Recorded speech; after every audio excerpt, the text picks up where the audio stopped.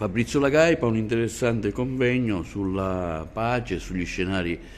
che si possono prefigurare in occasione del Mandorlo in Fiore, un interessante convegno con qualificati relatori. La DMO, Distretto Turistico Valle dei Templi, nel suo intento sempre di promuovere il territorio e appunto le nostre prerogative, ha organizzato questo convegno insieme alla delegazione consolare di Palermo e ha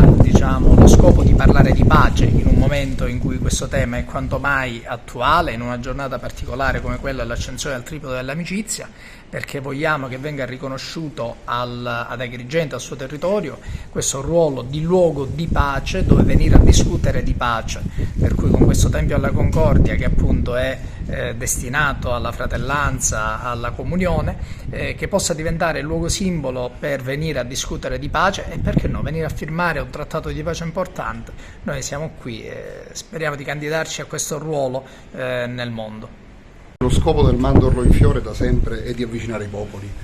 La bellezza di questa manifestazione, che contraddistingue Agrigento anche nel panorama nazionale, direi anche europeo, è quella di mettere insieme tante culture. Oggi era un piacere affacciarsi alle finestre dell'ufficio e vedere nazioni diverse una dietro l'altra e indovinare dalla bandiera o dai costumi di chi si trattasse. La scommessa è quella di cercare di portare questo fascino che tutti sentiamo per l'esotico, per il diverso da noi, per la cucina etnica, per la cultura diversa, portarlo anche sul piano dell'incontro, sulle cose più divisive che sono i confini, che sono i territori da dividere o da condividere, che sono gli interessi economici. Ecco, se noi riuscissimo a lasciarci avvincere da questo spirito di fratellanza e dall'interesse che proviamo per le altre culture, anche sul piano degli interessi economici, sarebbe un mondo migliore, sarebbe un mondo di pace. Le guerre spesso non nascono, si dice, da ignoranza culturale, altre volte potremmo dire che nascono anche dal mettere l'interesse immediato davanti a quell'interesse invece generale di tutte le nazioni che potrebbe migliorare il mondo. Lei parlava nel suo intervento dei complimenti che ci hanno fatto per l'accoglienza purtroppo delle salme che arrivano da Lampedusa. Sì, sono un particolare nell'ambito di tutta l'accoglienza che Agrigento e la provincia dimostrano ampiamente, ma altrove non sempre è facile trovare i posti nei cimiteri, anche per problemi oggettivi. Voi sapete bene, sappiamo tutti da cittadini quanto il posto al cimitero sia un tema problematico nel nostro quadro attuale. Tuttavia questi comuni dell'Agrigentino non hanno mai fatto mancare il loro aiuto e noi abbiamo purtroppo salme di migranti che sono seppellite un po' in tutti i cimiteri della provincia. Non è stato nemmeno necessario immaginare una struttura apposita, sono in mezzo a noi, come è giusto che sia, perché la morte ci fa uguali tutti quanti, no? E poi fra i gruppi ci sono appunto queste due realtà, Ucraina e Russia, che qui ad Agrigento si fondono proprio nel segno della pace. Innanzitutto sono comunità che nelle nostre città siciliane abitualmente vivevano insieme, abbiamo tutti qualche conoscenza fra la comunità ucraina, un po' più numerosa, ma anche quella russa, e fino a qualche anno fa neanche le sapevamo distinguere, le consideravamo più o meno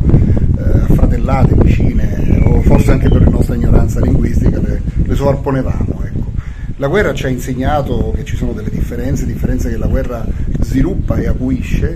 e devo dire con un grande spirito di costruttori di pace il Comune è riuscito a convincere il gruppo russo e il gruppo ucraino a esibirsi insieme, lo abbiamo appena appreso, e quindi domenica nello spettacolo si vedrà questo piccolo miracolo tutto agrigentino. Onorevole Pisano, un'interessante conferenza su scenari di pace, il ruolo dei popoli e della cultura, anche il suo qualificato intervento oggi a questa iniziativa nella settimana del Mandorlo. Sì, come componente della Commissione europea, anzi segretario della Commissione europea, sono stato invitato come relatore a parlare un po' dei conflitti e della pace nel mondo. Sui conflitti naturalmente siamo andati in merito al conflitto sia palestinese israeliano che russo-ucraino, e dall'altra parte tutto quello che si può fare per riportare la pace in quei territori. Agrigento, che è cultura di pace, e come tutti sappiamo oggi c'è l'accensione del tripode, ma poi c'è la fiaccolata articolata che viene fatto naturalmente da tutti i gruppi del mondo.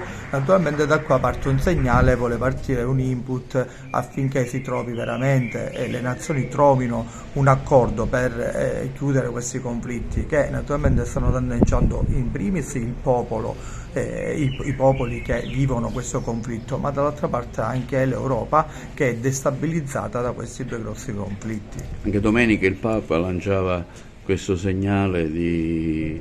bandiera bianca, insomma. Sulla bandiera bianca io non sono tanto d'accordo perché onestamente la dignità di un popolo deve essere rispettata e naturalmente l'invasione russa è accaduta invadendo un popolo, una nazione che ha i suoi propri confini ed è giusto che naturalmente ci siano delle regole che vanno rispettate, quindi è giusto che devono andare avanti le diplomazie dei popoli e dei governi che portino veramente la pace e un accordo su quei territori.